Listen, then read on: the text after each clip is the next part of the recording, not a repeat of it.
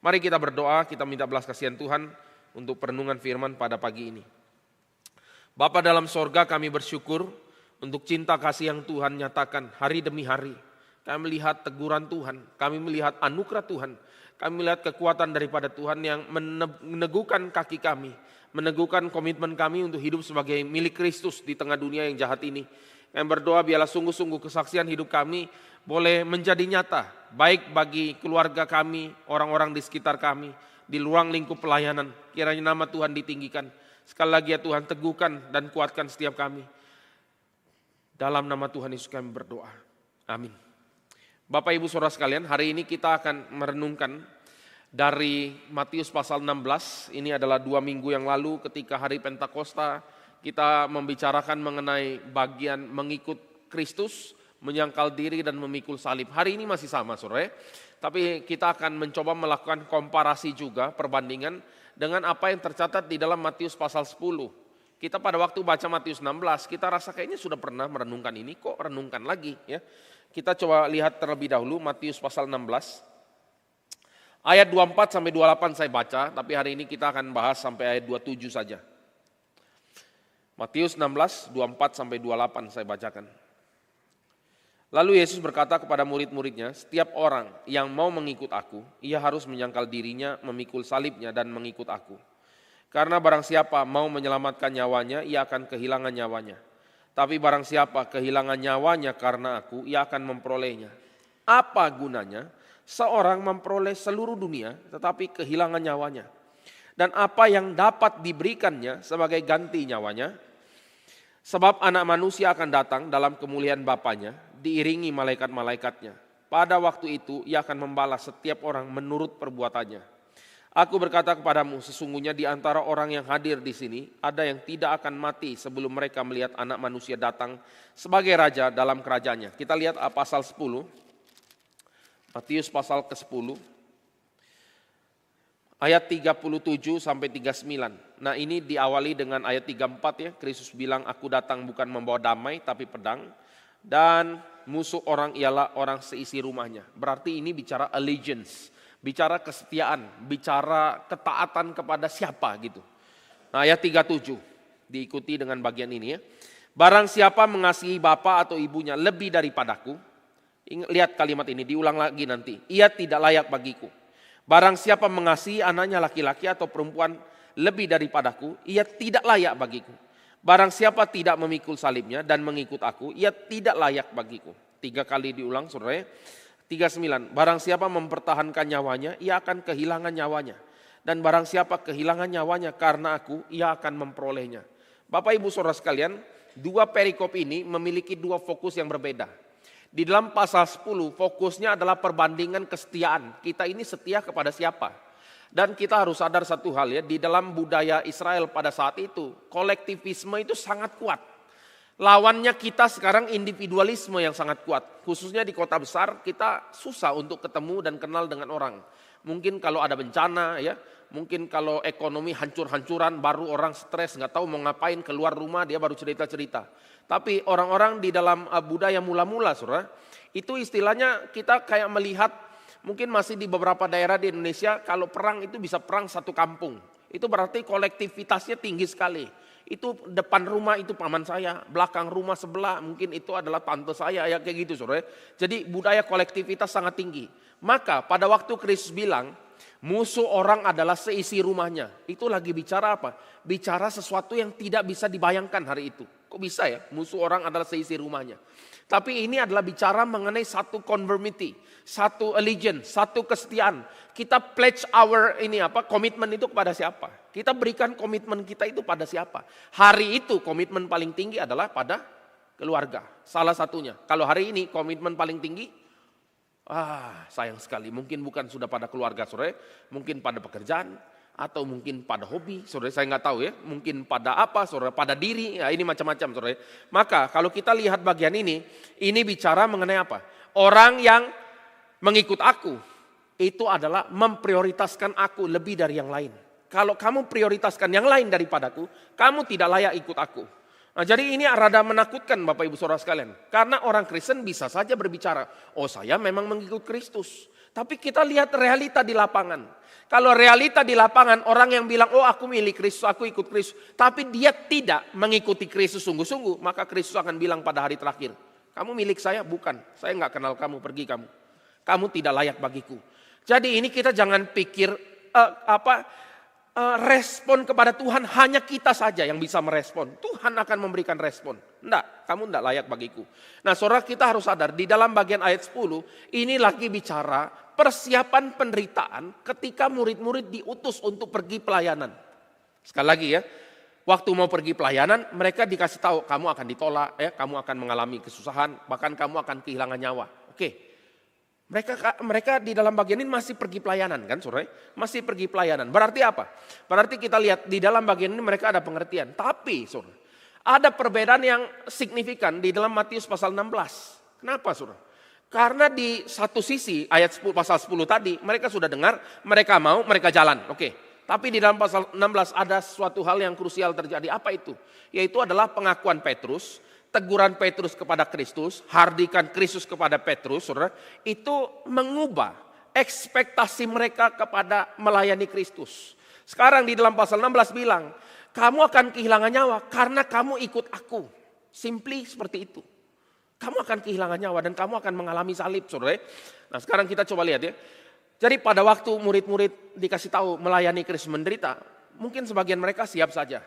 Karena mereka masih memiliki greater purpose, greater meaning di dalam mereka punya pengabdian. Saya ambil contoh gini lah ya. Ini ambil contoh gini. Ini seandai-andai sore. Kita tahu pada waktu Indonesia mau merdeka tahun 45 itu sudah ada panitia yang memformulasikan sila pertama itu adalah ketuhanan yang Maha Esa, ya intinya ketuhanan yang mana melakukan syariat Islam bagi pengikutnya. Itu ya kira-kira saudara, formulasinya saya agak kurang precise. Saudara tahu itu. Itu di dalam panitia 9 ada satu orang Kristen namanya A.A. Maramis. A.A. Maramis itu bilang gini, oh nggak bisa begini, Indonesia itu adalah multi religions, banyak religion atau agama. Nggak bisa hanya berdasarkan melakukan syariat Islam bagi para pengikutnya. Kita ini Indonesia banyak sekali. Maka A.A. Maramis itu bicara sama Bung Hatta. Dia bicara sama Bung Hatta, kenapa? Untuk menjaga kesatuan NKRI. Kalau tidak, kalau itu dipaksa, Indonesia Timur tidak akan bergabung. Oke, saudara. Jadi ya dia bayar hargalah sebagai orang Kristen satu-satunya di panitia 9. Jadi saudara, kalau kita lihat Indonesia berdiri dengan 5 sila, ya itu ada kontribusi orang Kristen di dalamnya. Jadi orang Kristen itu bersuara-suara kebenaran. Oke lah, dia mungkin menderita, mungkin banyak rejection, penolakan segala macam, saudara. Tapi saudara, kalau greater purpose-nya adalah untuk kesatuan NKRI, ya saudara. Dia mungkin sudah, saya mati pun mau. Ini kayak kita lagi dijajah Jepang lah, dijajah Belanda, saudara, mati pun mau. Yang penting apa? Yang penting Indonesia merdeka, kan kira-kira gitu. Seumpama, saudara, seumpama A.A. Maramis tahu kejadian kita di Indonesia hari ini. Ya, apa saja kejadian di Indonesia hari ini, saudara? Ya, beberapa dekade yang lalu juga, saudara. Timor, pembantaian 300 sampai 500 ribu orang mati. Oke. Kalau dia tahu Papua dihancur leburkan, saudara. Kalau dia tahu pengerukan tambang nikel, tambang apa segala macam itu, saudara. Kira-kira dia akan lakukan apa, saudara? Saya nggak tahu ya, ini andai-andaian, saudara. Oh kalau gitu lebih baik dari awal nggak usah gabung. Ya daripada memang akhirnya lepas juga pembantaian nggak karu-karuan, mungkin berpikir gitu, saudara. Jadi gini ya, salib waktu Kristus bilang, kamu mau ikut aku. Kamu akan pergi ke salib. Salib itu sesuatu yang mulia memang betul bagi kita yang mengerti hari ini. Tapi bagi mereka, hari itu salib itu adalah sesuatu hal yang nista. Nista, sia-sia. Kalau sia-sia, kalau gitu, kalau memang sia-sia dari awal ngapain ikut berjuang? Ngapain, saudara? Ini pengandaian, saudara. Ini kan ya agak rame lah ya. Kalau memang Indonesia bubar tahun 2030 katanya, saudara.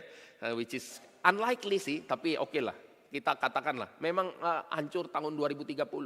Kalau gitu ngapain sih kita rada nasionalis ya? Pahlawan kita ngapain sih mati-mati satu-satu? Indonesia akhirnya bubar. Lah dari awal saja, ya, biarkan saja misalnya begitu. Saudara ngerti ya? Itulah kenapa sebabnya agak sulit untuk Petrus itu memahami kenapa Kristus harus mati dan menderita. Menderita dan mati. Tidak bisa bayangkan, saudara. Mati dulu, kayak kita bilang Indonesia hancur dulu. Hancur lebur berantakan, saudara. Baru bangkit lagi. Loh, kita kan pikir gini. Loh, lebih bagus kan bertobat ya, bangkit langsung lah. Kenapa harus bubar berantakan ya? Krisis ekonomi hancur-hancuran, habis negaranya. Terus bangkit lagi. Loh, kita pikir dari awal saja. Ya, saudara kalau coba dipikir gini ya, saudara. Lebih bagus Indonesia bertobat sekarang, misal contoh ya. Atau biarkan saja nanti dolar jadi 50.000, 100.000, revolusi ndak karu-karuan, saudara. Kalau cuma 20.000 rasanya belum lah ya, tapi nggak tahu, saudara. Let's see, saudara. Ini bukan nubuatan, saudara. Ini cuma pengandaian sekali lagi, saudara. Tapi kalau kita lihat, misalnya Indonesia hancur lebur, terus bubar, saudara. Negara diprotes, presiden jatuh, bangun wakil presiden di demo lagi, saudara. Hancur, oke.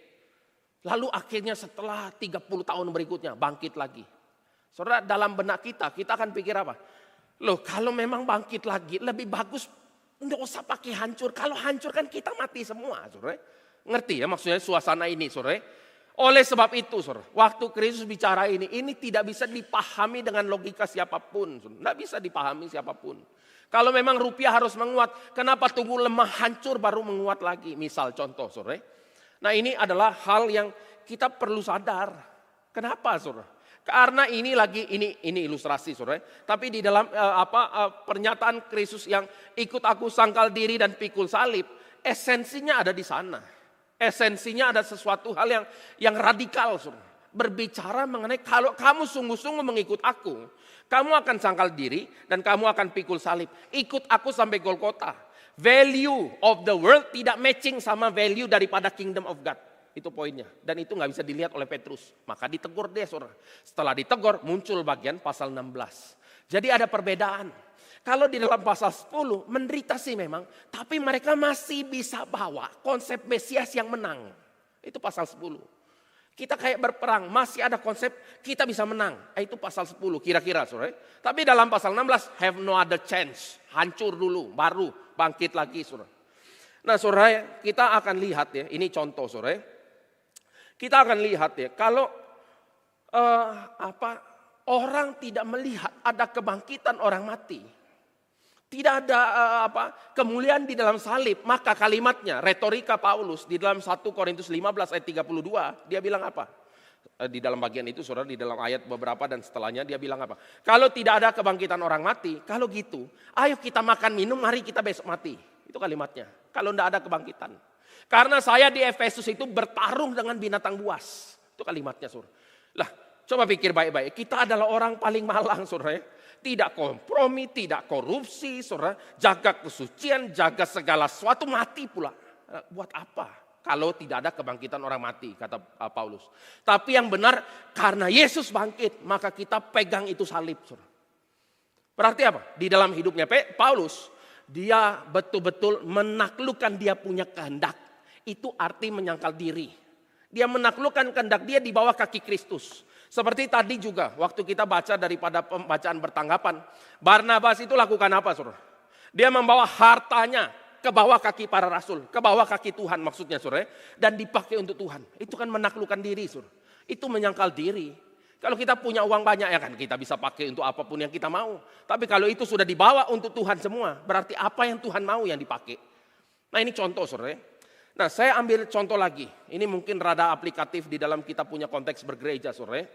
Kalau kita tidak lihat ada kemuliaan di dalam salib, kalau tidak kita lihat Yesus yang mati, menderita mati dan kemudian bangkit, kalau tidak lihat itu, saudara. Tidak lihat itu. Untuk apa khotbah? Tegur dosa, saudara. Tegur dosa, ingatkan tentang murka Allah, saudara. Tuntut kesucian, komitmen di dalam Tuhan. Loh, untuk apa, saudara, khotbah ini? Kalau tidak ada kebangkitan dari antara orang mati, ngapain, saudara? Nggak ada guna, saudara. Karena apa? Karena dengan khotbah tegur keras gitu, kebanyakan gereja makin sepi, saudara. Karena kita akan sadar satu hal, realita yang terjadi saat ini. Apa ya realita? Gereja melihat pertumbuhan banyak di dalam konteks yang fenomena. Fenomena itu, waduh, gereja tidak bertumbuh. Yang dibilang tidak bertumbuh itu apa? Jumlahnya kan, saudara. Jumlah, rata-rata itu. Makanya saya selalu bilang pertumbuhan sejati adalah orang dengar firman bertobat. punya komitmen hidup yang benar saudara, di hadapan Tuhan. Itu baru pertumbuhan. Berbuah hidupnya. Dari yang caci maki orang menjadi mulut untuk puji-pujian. Itu kan di dalam Efesus kan saudara. Lalu mulai dari yang mencuri, bukan hanya mencuri berhenti, bekerja dapat uang untuk dipakai untuk orang lain saudara. Itu adalah pertobatan yang sejati. Itu buahnya saudara. Nah oleh sebab itu saudara, kita akan lihat satu hal yang ironi. Hari ini kenapa banyak gereja yang sudah tidak lagi mengkhotbahkan teguran akan dosa. Pertobatan, perselingkuhan tidak ditegur saudara. Apalagi kompromi dosa yang lain tidak ditegur saudara. Kenapa saudara? Kenapa? Karena sadar enggak mereka itu sedang tidak melihat Kristus yang mati dan bangkit. Enggak lihat itu saudara. Tidak lihat salib. Mereka lihat dunia. Saudara, saya ambil contoh lagi saudara. Tahu enggak bedanya Yohanes Pembaptis dengan posisi kita sekarang apa? Dan waktu Yohanes Pembaptis melayani, apa tema yang muncul dalam mulut dia? Yohanes Pembaptis khotbah itu berseru-seru di padang gurun. Bertobatlah, kerajaan Allah sudah dekat. Ini kapak sudah ada di bawah akar pohon, siap untuk potong. Saudara, kalau kita pikir ya saudara, Yohanes Pembaptis khotbahnya nakutin betul. Sekarang saya tanya saudara, setelah Yohanes Pembaptis mati, kita mengenal Kingdom of God, tema khotbahnya tiba-tiba jadi apa? Wah, Tuhan mengerti. Memang sih, memang itu nggak salah saudara. Tuhan peduli, Tuhan Maha Pengampun. Iya benar saudara. Tapi Tuhan adalah Allah yang murka yang tidak bisa dipermainkan. Dosa tidak bisa dipermainkan saudara. Itu jangan coba-coba mempermainkan Tuhan. Tidak bisa saudara. Maka kalau Yohanes Pembaptis khotbah begitu keras untuk mempersiapkan umat yang layak bagi kedatangan Kristus kali pertama. Coba bagaimana dengan kita punya tugas hari ini saudara. Kita punya tugas adalah mempersiapkan umat Tuhan menjelang hari kedatangan Kristus kali kedua. Bedanya apa? Kristus di dalam kali pertama datang merendahkan diri masuk dalam kehinaan. Kristus kali kedua datang sebagai raja, sebagai hakim. Saudara. Wah ini, kalau kita lihat ya saudara, itulah sebabnya ya saudara, kita coba lihat ya. Hal ini benar-benar mempengaruhi seluruh keberadaan Paulus. Sangat dia mengerti bagian ini, maka dia itu mengarahkan pandangannya salah satunya kepada eskatologi, hari kedatangan Kristus. Kita lihat doa daripada Paulus kepada jemaat Filipi. Saya tidak tahu kalau kita minta didoakan, kita mau minta didoakan apa yang kita minta didoakan. Saya tidak undermine atau saya tidak mengecilkan pergumulan kita. Boleh saja ya, bergumul sakit, apa segala macam, pasangan, apa segala macam boleh saudara. Tapi ada satu hal yang kita tidak boleh lupa. Doa untuk berbuah bagi Kristus. Kita lihat doa Paulus di dalam Filipi pasal 1. 9-11. Ini dia tahu hari itu saudara. Filipi 1 ayat 9-11. Saya baca ya buat kita ya. Dan inilah doaku. Semoga kasihmu makin melimpah dalam pengetahuan yang benar dan dalam segala macam pengertian. Ini fondasinya, saudara. Fondasinya untuk berbuah itu fondasinya ini. Kasih melimpah dalam kebenaran dan pengertian. 10. Sehingga kamu dapat memilih apa yang baik. Supaya kamu suci. Dan tidak bercacat menjelang hari Kristus. Sempurna maksudnya, menjelang hari Kristus. Penuh dengan buah kebenaran yang dikerjakan oleh Yesus Kristus untuk memuliakan dan memuji Allah.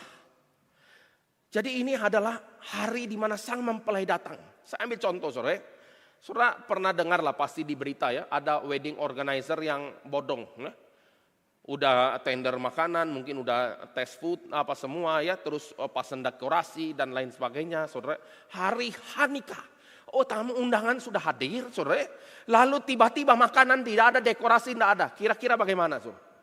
Kalau kita adalah orang the have ya, saudara, the have ya, maksudnya kalau nggak ada apapun ya mau nuntut bagaimana, saudara. Tapi kalau kita ada uang cukup, saudara, cari, dapatkan, tangkap, masukkan penjara. Kamu mempermalukan saya, kira-kira gitu, saudara. Jadi ini adalah hari Kristus datang sebagai sang mempelai. Lah kita lihat fenomena umum saja, saudara. Kaum Hawa, maksudnya perempuan, normalnya kalau dandan hari-hari dandan berapa lama, saudara? Ya 1 jam udah agak keterlaluan sih ya, saudara. Anggaplah 30 menit, saudara. Tapi coba hari nikah, dandan dari jam berapa? Dari jam 3 subuh, rada ekstrim, saudara. Memang dalam hal ini laki-laki lebih bahagia ya. Laki-laki melek-melek gini, kucek mata doang ya saudara. Oke lah mandi dikit-dikit, udah beres saudara. Tapi kita lihat kalau hari mempelai itu saudara, menikah dandannya lama. Sama dalam konteks kita. Kita mempersiapkan hari kita itu sebagai mempelai perempuan di hadapan Kristus saudara. Ini bedanya saudara. Jadi Paulus lihat betul hari Kristus datang. Saudara. Nah, mempersiapkan hari itu dalam kegendaran. Saya ambil contoh lagi ya, orang yang melihat Kristus mati dan bangkit. Bedanya misalnya contoh, orang yang membaptiskan anak sama yang menyerahkan anak kepada Tuhan, bedanya apa? Saudara? Kalau dia membaptiskan anak, berarti dia melihat anak ini adalah milik Tuhan. Milik Tuhan. Saudara. Berarti kita bertanggung jawab sebagai orang tua. Sebagai orang tua, kita bertanggung jawab untuk mendidik anak di dalam cinta. Itu haknya anak, saudara, untuk terima orang tua yang benar. Kita jangan sembarangan punya anak. Tapi jangan setelah ngomong gini, saudara bilang, oh ya betul juga Pak Jack ya ngomongnya. Kalau gitu kita tunda dulu punya anak. Kita belum bijaksana, belum apa. Ayo harus bertobat segera, saudara. Tidak bisa memberikan pembenaran untuk kita punya kedegilan hati. Tapi maksudnya anak itu punya hak untuk punya orang tua yang beriman kepada Tuhan. Khususnya orang tua Kristen, saudara. Dia punya hak untuk tidak lihat peperangan tiap hari. Dia punya hak untuk mendapatkan pengajaran, saudara. Kalau memang kita melihat anak itu milik Kristus, tanggung jawab dong. Itu kayak dititipkan Tuhan, saudara. Lah kita kalau teman kita pergi keluar kota ya, dia titipkan guguknya. Kira-kira guguknya kita apain, saudara? Ya minimal dikasih makan, ya kan gitu, dipelihara, saudara. Kita tidak kurung di dalam kandang 1 minggu kemudian, lupa ya ada guguk ya. Enggak bisa gitu, saudara. Mati dia, saudara. Kalau itu guguk saja kita pelihara loh, saudara. Lah sekarang anak Tuhan punya, itu punya Tuhan. Lah misalnya ambil contoh lagi ya. Kalau misalnya Pak Tong lagi pilih-pilih guci-gucinya dia, ini satu untuk kita kasih ke Bandung. Saudara kira-kira kalau itu Gucci, saudara yang saya nggak tahu harganya mungkin 3 digit, saya nggak tahu saudara. Ditaruh lah, kira-kira kita taruh di mana saudara? Di parkiran bawah. Wah celaka kan saudara, kalau pecah di parkiran bawah itu nggak ada excuse saudara. Kita akan taruh di mana? Minimal kita taruh di tempat yang proper, tidak gampang pecah, tidak gampang jatuh. Kalau memang gampang pecah, gampang jatuh, harus dipagari, dipikirkan, saudara. Itu namanya menjaga yang dipercayakan. Sekarang bayangkan, itu miliknya Tuhan dipercayakan kepada kita. Apa tidak menakutkan itu? Kan responnya begitu. Kalau menyerahkan anak, kita pikir, ya mungkin dia umat Tuhan, mungkin enggak. Ya sudahlah, ya kita didik sajalah, pokoknya gitulah. Terus kalau ada masa anaknya kelihatannya hilang, doanya gini, ya kalau dia milik Tuhan, ya Tuhan panggil lah. Kalau enggak, ya apa boleh buat. Beda dengan kalau kita lihat anak itu milik Tuhan, sesungguh-sungguhnya. Dari kecil kita sudah bertanggung jawab. Sampai dia besar kita terus doa Tuhan, panggil dia kembali, dia adalah milik Tuhan. Beda sekali saudara. Itu adalah beda sudut pandang, membedakan bagaimana cara kita hidup. Oleh sebab itu saudara, sekali lagi ya, saya ingin ajak kita melihat lebih jauh lagi. Apa sih arti mengikut Kristus? Mengutamakan Kristus lebih dari segala sesuatu. Mempersiapkan umat yang layak. Tapi sebelum itu kita sendiri layak enggak, saudara? Di dalam Matius 10 sama dia bilang gini. Kalau kamu itu mengasihi ayahnya, ibunya, anaknya, perempuan, laki, lebih daripadaku, kamu enggak layak bagi saya. Saudara, dalam aplikasi hidup hari-hari apa yang kita renungkan sekarang? Saudara, kadang orang bisa bilang saya milik Tuhan. Tapi dia mengkompromikan Kristus karena kasih entah pada orang tua, kasih pada bisnisnya, kasih pada keluarganya, kasih pada apapun, saudara.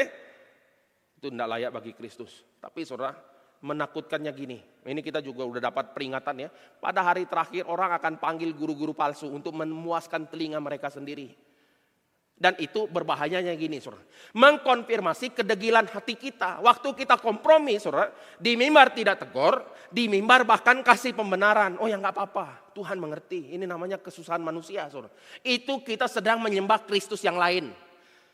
Alkitab tidak pernah ada kalimat begitu, saudara. Ya kamu nggak apa-apa lah sembah uang dan sembah uang sama mamon ya, dua-duanya uang ya itu manusia, saudara. Kamu nggak bisa sembah mamon sama sembah Tuhan, saudara. Nggak bisa, saudara. Kamu pilih salah satu, cuma itu. Tidak ada, oh ya bebas lah, boleh kompromi dikit, asal nggak keterlaluan. Nggak bisa begitu, saudara. Nah, maka saudara, kalau kita lihat ya di dalam bagian ini adalah bagian di mana kita punya allegiance, kesetiaan sama siapa, saudara. Kalau kita ngomong, ya oke lah dikit-dikit Tuhan tahulah, namanya susah hidup sekarang ya bagaimana ya. Ini ekonomi susah, kalau nggak kompromi nggak bisa makan Pak. Alkitab ada nggak bilang gitu? Nggak bisa makan, kalau gitu kompromi nggak apa-apa. Ada kalimat itu di Alkitab? Nggak bisa, nggak ada, saudara. Jadi jangan kasih pembenaran. Akui dan ratapi kesalahanmu, itu adalah di dalam Yakobus pasal 4. Saudara. Ratapilah, berduka, ganti tawamu dengan tangisan dan ratapan. Itu kalimatnya. Rendahkan hati dirimu di hadapan Tuhan. Bertobatlah. Ini salah satu yang kita akan bicara di dalam Perwin hari Kamis besok, saudara. Sekarang, saudara, saya akan lanjutkan ya. Di dalam pasal yang ke-16. Mulai ada hal yang berbeda. Apa itu? Istilah menyangkal diri belum ada di dalam pasal ke-10. Menyangkal diri, saudara. Menyangkal diri itu artinya apa?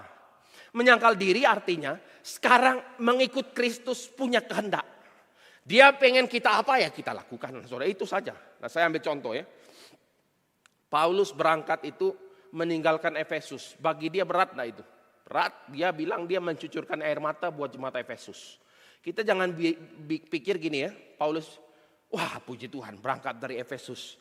Efesus ini sibuk saya, siang malam saya melayani. Kapan istirahatnya? Agak kurang manusiawi melayani di Efesus ya. Jadi sekarang saya mau pergi saja. Pura-pura pakai alasan pimpinan Tuhan. Nah, ini kan Pak Tong sering kritik kan saudara ya. Hamba Tuhan ya, kalau mau pergi ke luar negeri, bilangnya Amerika selalu pimpinan Tuhan ya. Wah ini Pak Tong sudah marah-marah sekali saudara ya. Kalau coba ke daerah-daerah sulit, ada enggak pakai pimpinan Tuhan katanya. Nah itu saudara, kita juga tahu jokes di kalangan rapat-rapat sinode besar, hamba Tuhan siap dipindah kemana saja, asal di kota gede saudara, itu kan sering kita tahu ya bagian kayak gini. Kenapa saudara? Ya sudahlah, itu rahasia umum saudara. Tapi Paulus lain saudara, dia pergi dari Efesus. Efesus itu kalau kita tahu kota makmur, kota kaya, kota besar. Populasi 300 sampai 500 ribu orang. Fasilitas komplit, penghangat ruangan ada. Sistem sanitasi ada. Teater ada, apapun ada saudara. Ada. Kota besar. Tapi Paulus tinggalkan Efesus, dia pergi kemana? Pergi ke penjara saudara. Kalau kita long story short ya, kita summary kan dia punya perjalanan, dia akhirnya berakhir di mana? Di dalam pemenggalan, itu Paulus. Maka dia bilang, saya ini tawanan roh. Saya pergi kemanapun Roh Kudus tuntun saya pergi. Yang saya tahu itu penjara dan sengsara menanti aku dari kota ke kota. Saudara, itu namanya menyangkal diri. Lah jelas pimpinan Tuhan itu ke depan sengsara. Masih jalan enggak? Lah kita orang yang rada kreatif tapi agak kurang setia, kita bilang puji Tuhan, Tuhan sudah memberitahu bahwa di depan sengsara. Nggak usah pergi, ya kan gitu kan saudara. Nah, ini kan memang masalah saudara. Tapi kita lihat realita ini. Dia pergi, hari itu pelayanan Paulus diterima besar di jemaat Efesus. Pelayanannya sukses, muridnya banyak, dia diterima, dia dikasihi. Dia benar-benar mencintai jemaat saudara. Bahkan penatua jemaat Efesus juga menangis karena Paulus berangkat saudara. Tapi Paulus tetap pergi. Nah ini bagian yang kita boleh renungkan saudara. Mungkin satu hal yang saya juga belajar saudara. Sama saudara. Waktu sudah ngomong saya masuk sekolah teologi. Itu saya sudah bilang kemana saja saya berangkat. Mau kemana saja saya pergi saudara. Itu kalau ngomong pergi itu kan gampang saudara. Tapi kesibukan di balik layar itu adalah ya, kita bisa nyanyi packing lagi, saudara, angkat barang lagi, nge-gym lagi, saudara, encok lagi, agak-agak kemeng-kemeng sedikit. Realitanya kan tidak segampang yang kita bayangkan, saudara. Kalau bujangan mah gampang, saudara. Siap pergi, mau kapan saja pergi. Tapi kalau sudah ada ajudan-ajudan kecil, saudara, yang dibawa ya bocil-bocil itu zaman nggak gampang, saudara. Memulai hidup dari nol lagi, nggak gampang, saudara. Tapi ya sudah, so be it lah. Kalau memang Tuhan pimpin, ya pergi saja. Tinggal kita siap-siap saja. Itu dalam lokasi, saudara. Dalam pengambilan keputusan.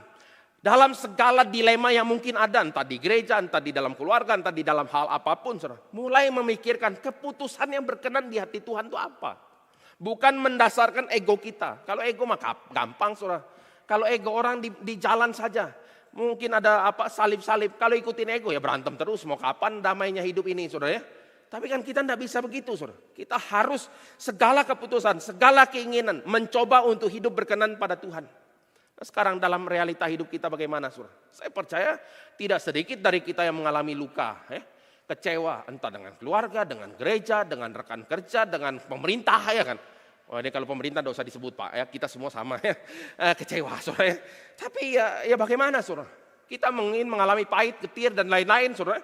Tapi sekarang kita perlu renungkan, mana yang jadi kehendak Tuhan? Apa yang jadi kehendak Tuhan? Itu arti menyangkal diri, saudara. Kita tahu kehendak Tuhan, ikut, udah itu. Jangan kita ngomong tahu kehendak Tuhan tapi kita pakai pembenaran jalan-jalan lain. Saudara, enggak bisa. Saudara. Tahu sih memang harus jujur. Kalau ada si ini kan repot, saudara. Saya sayang sih berarti enggak, saudara. Saya tahu sih berarti tidak tahu. Saya mau sih berarti dia nolak, saudara. Nah, ini sama, saudara. Benar sih, tapi dia enggak lakukan, saudara. Enggak bisa, saudara. Nah, ini adalah bagian yang kita harus sadar. Alkitab bicara apa? Doakan musuhmu, ya kan gitu, saudara. Kasihi musuhmu. Apalagi yang bukan musuh, kasihi, ya, dan lain sebagainya, saudara. Dalam pernikahan mungkin sukar, dalam bisnis tidak kompromi mungkin sukar. Tapi kita berjalan dalam anugerah dan anugerah itu memungkinkan kita untuk sangkal diri, saudara. Oleh sebab itu, saudara, ini adalah bagian di mana kita boleh sungguh-sungguh ikut Kristus. Nah, Calvin bilang, saudara, orang tidak bisa dikenal sebagai murid Kristus kecuali dia benar-benar mengimitasi Kristus, mengikuti Kristus.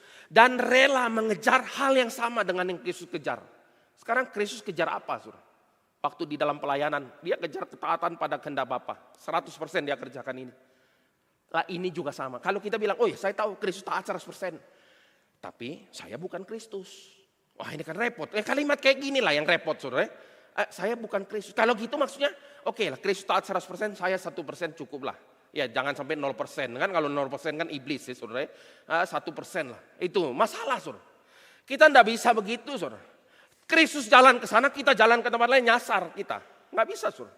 Dan Calvin bilang self denial, menyangkal diri, itu adalah menyerahkan segala keinginan kita. Dan kemudian kita itu dengan kesadaran reduce diri kita, merendahkan diri kita sampai nggak ada apapun, sehingga kita itu melihat anugerah Tuhan yang berkuasa dalam diri kita. Itu kalimatnya Calvin. Jadi ini namanya mengosongkan diri kita. Tapi kita mengosongkan diri dari keberdosaan kita ya, beda dengan Kristus ya. Dan oleh sebab itu, saudara, kita perlu sadar bahwa untuk menjadi seorang yang mengikut Kristus, Calvin juga bilang harus menjadi bodoh. Itu di dalam 1 Korintus 3 ayat 18. Supaya kita berhikmat. Maksudnya apa? Di dalam surat 1 Korintus 3. Banyak orang waktu ikut Kristus dia bawa hikmat dunianya yang lama. Saudara. Dia bawa hikmat dunia. Misalnya gini ya, hikmat dunia itu gini. Sebelum kenal Kristus dia bilang sama anaknya. Nah rajin-rajin ya. Supaya kamu kalau rajin sekolah bagus dapat duit banyak. Dapat kerja banyak dulu. Kerja bagus dulu saudara. Kemudian kerja bagus dapat duit banyak. Lalu setelah jadi umat Tuhan, tinggal ditambah semua untuk kemuliaan Tuhan. Sama nggak itu saudara? Cuma embel-embelnya rohani saja. Dia workaholic, cari duit, intinya duit. Tapi sekarang kan udah Kristen. Semua untuk kemuliaan Tuhan. Sudah. Jangan pakai rebranding kamu punya dosa lama itu dengan kalimat-kalimat rohani. Nggak bisa saudara. Maka saudara, kita nggak bisa pakai standar diri kita yang korup. Nggak bisa saudara. Untuk mengatakan apa yang salah itu untuk kita benarkan. Kita lagi nyembah Kristus yang lain, saudara. Kita bukan menyembah Kristus yang sama loh. Hati-hati, saudara. Craig Blomberg bilang, self-denial itu bukan self-abuse. Jadi waktu kita menyangkal diri, itu bukan kita sedang menyerang diri kita. Bukan, saudara. Atau rendah diri, bukan. Tapi sungguh-sungguh waktu kita merendahkan diri, kita punya gambar yang lebih baik karena gambarnya di dalam Kristus. Kita artinya menyangkal diri itu artinya menempatkan Tuhan yang pertama dan kerajaan sorga. Itu yang paling utama. Mari kita renungkan, saudara. Apakah sungguh-sungguh ini adalah bagian yang kita hidupi sekarang? Kerajaan sorga. Tuhan nomor 1. Nah, yang dipakai kan biasanya gini ya. Carilah dahulu kerajaan Allah maka semua ditambahkan kepada kamu. Itu konteksnya apa, saudara? Lupa kan, saudara? Ini kebanyakan, saudara. Mungkin kita ingat, saudara. Tapi untuk ujung-ujungnya duit lagi, saudara, itu repot sekali. Ini sampai mau kapan duit terus misalnya, saudara. Nah terakhir ya, Davis dan Ellison dia bilang, menjadi murid adalah melakukan yang benar. Betapapun beratnya kesulitan, betapapun besarnya bahaya yang dihadapi. Itu artinya menjadi murid Tuhan, mengikut Kristus kemanapun dia berangkat, saudara. Nah ini ada hal yang ironi, saudara, memang ya. Kristus di dalam bagian ini bilang menyangkal diri. Pakai kata aparneomai, saudara. Tapi ironinya nanti di dalam waktu Petrus melihat daripada Kristus yang di mahkamah agama diadili, saudara, dia disematkan kata yang sama, menyangkal. Aparneomai juga, saudara. Tapi sekarang bukan menyangkal diri, tapi menyangkal Kristus. Saudara, kadang kita bilang begini, ya Petrus ya, kira-kira Petrus ya, gitulah dia. Gitulah maksudnya apa, saudara? Ya maksudnya ya cepat ngomong sih. Mau mati bagi Kristus. Tapi kan ketika ada pergumulan, relapse juga. Tunggu sebentar saudara. Petrus itu benar-benar siap mati. Dia pedang sudah bawa, dia sudah hunuskan, dia sudah siap mati demi Kristus. Tapi celakanya dalam tanda kutip ya, Kristus bilang, Petrus sarungkan pedangmu. Lah kalau sudah sarungkan itu berarti apa? Ya mati saudara. Ini kalau memang mati berperang kan rada heroik dikit saudara. Tapi sekarang tidak boleh ngapa-ngapainnya, bagaimana sekarang? Nah, itu momen dia menyangkal diri saudara. Hari ini mungkin banyak orang Kristen pisau belum ada di leher. Saudara. Sudah kompromi tidak karu-karuan saudara. Terus ngomongnya, oh saya murid Kristus. Wah, ini celaka, ini schizofren atau bagaimana saudara? Tapi inilah realita yang kita harus bongkar. Setelah bongkar kita tahu, oh ini bagian-bagian ini harus berubah, harus bertobat saudara. Nah maka saudara kalau kita lihat, dalam anugerah Tuhan akhirnya Petrus berubah. Dia menyangkal dirinya sampai mati juga akhirnya saudara. Nah semua ini kita renungkan saudara. Dan sekarang kalau masuk di dalam ayat 26 saudara. Saya baca ayat 26 ya, Matius 26. Apa gunanya seorang memperoleh seluruh dunia tapi kehilangan nyawa? Dan apa yang dapat diberikan sebagai ganti nyawanya? Saudara? Kamu kalaupun peroleh seluruh dunia, kamu bisa tukarkan itu untuk nyawamu. Bisa enggak? Enggak bisa saudara. Maka Kristus bilang jalan satu-satunya adalah melalui aku. Tapi bukan cuma melalui aku saudara. Ikut aku. Sangkal diri, pikul salib. Selain daripada ini, itu Yesus yang lain. Yesus yang lain. Sangkal diri, pikul salib dan ikut aku. Nah maka sore, saya mau ajak kita melihat satu ilustrasi yang dari Lukas 16. Lukas 16. Ini ada perdebatannya ya, apakah literal atau enggak. Saya condong lebih ke literal sore. Tapi hari ini kita tidak lagi mau membahas perdebatan itu. Kita mau lihat Lukas 16 ayat 19. Lukas 16 ayat 19 sampai 23. Kita coba lihat betul-betul. Kenapa orang kaya itu masuk ke dalam neraka? Alasannya apa? Ini orang kaya dan Lazarus. Alasannya apa? Kita coba lihat ya. Lukas 16 ayat 19 sampai 23. Ada seorang kaya yang selalu berpakaian jubah ungu dan kain halus.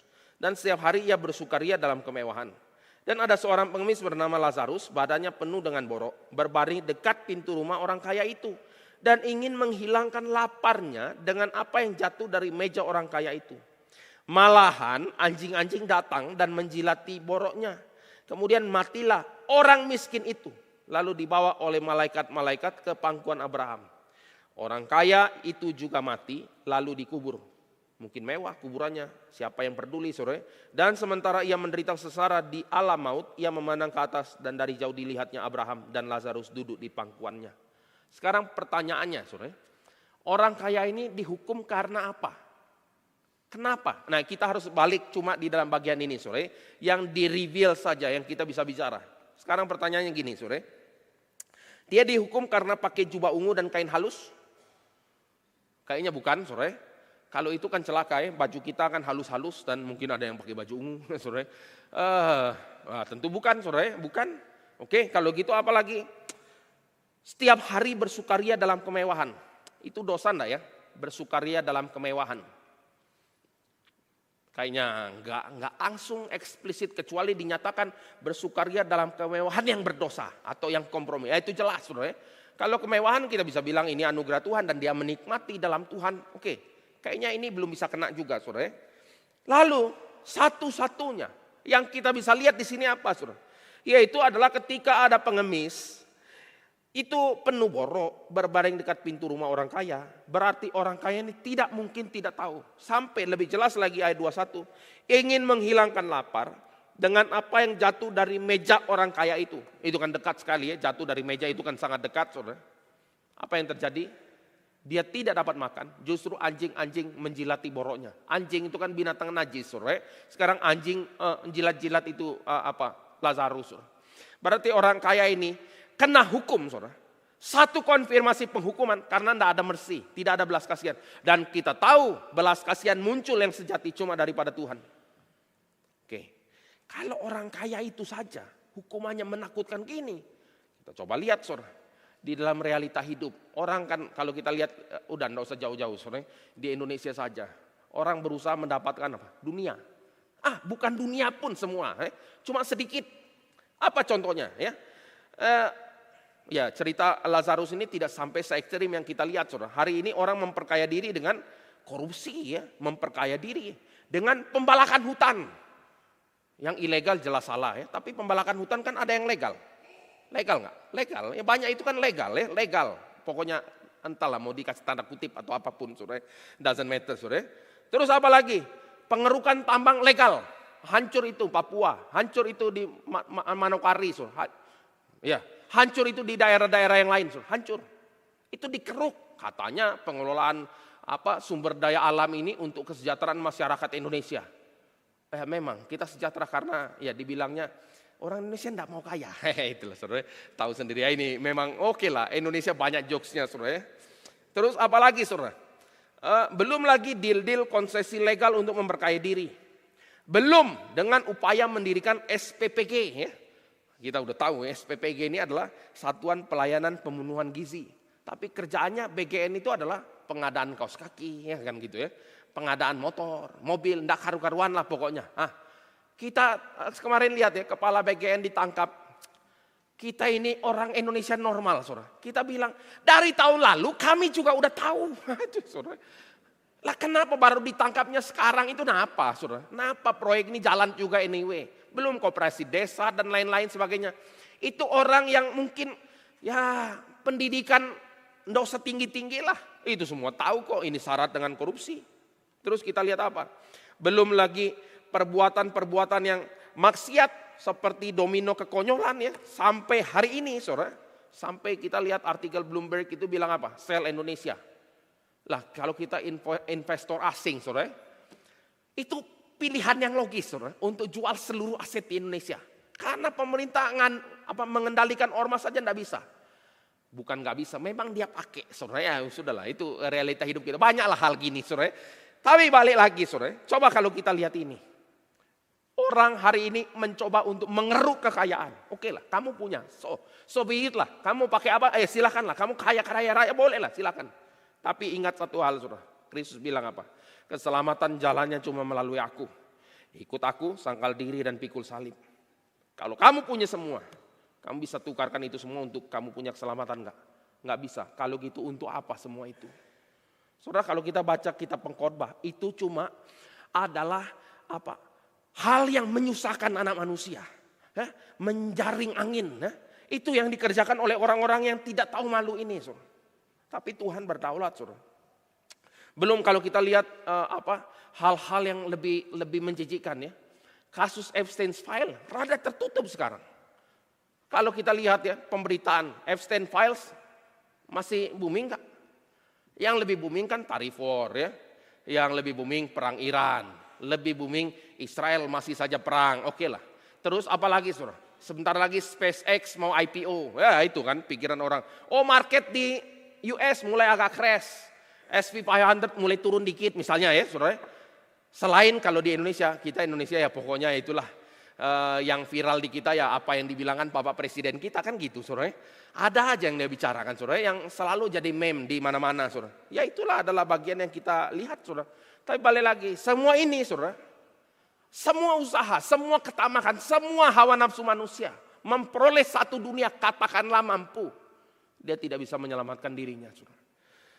Saudara, ini adalah bagian yang mengerikan, saudara. Dan kita sadar juga, saudara. Ya, ini kalau kita lihat ya, rupiah kita kan tambah lama tambah tidak bernilai, saudara.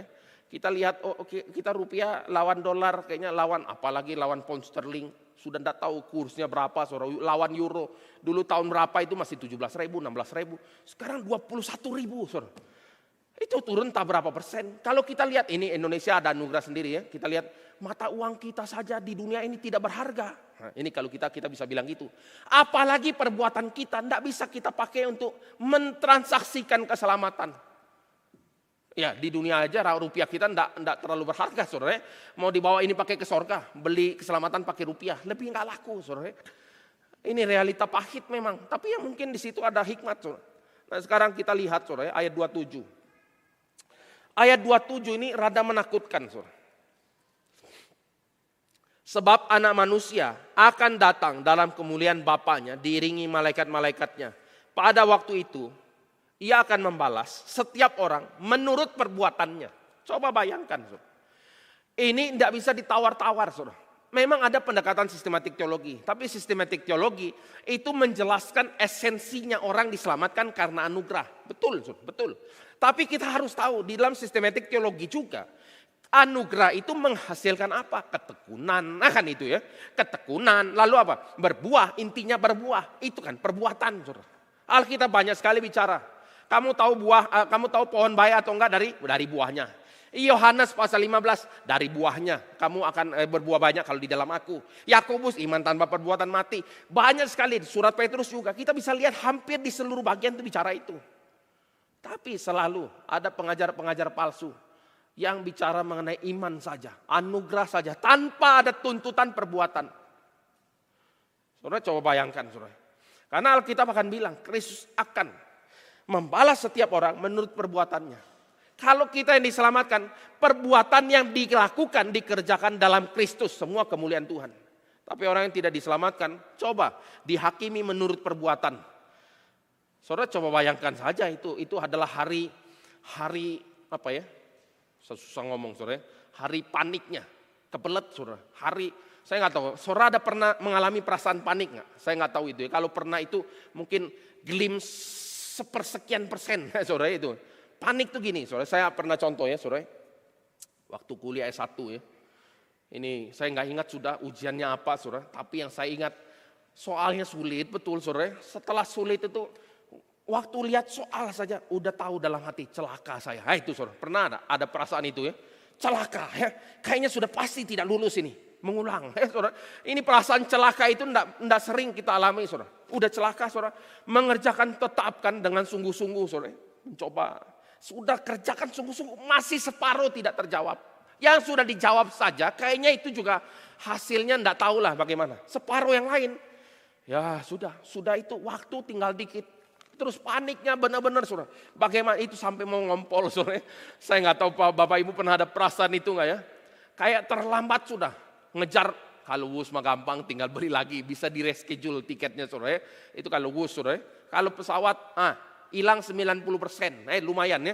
Apalagi kalau tiket ke Palu. Itu 5,5 juta saudara. Round tiket itu 5,5 juta. Mahal sekali coba kalau ketinggalan. Waduh. Oke lah kalau itu belum merasa saudara. Tiket luar negeri ke Belanda itu 17-18 juta saudara. Coba kita datang agak on time. Mampus saudara.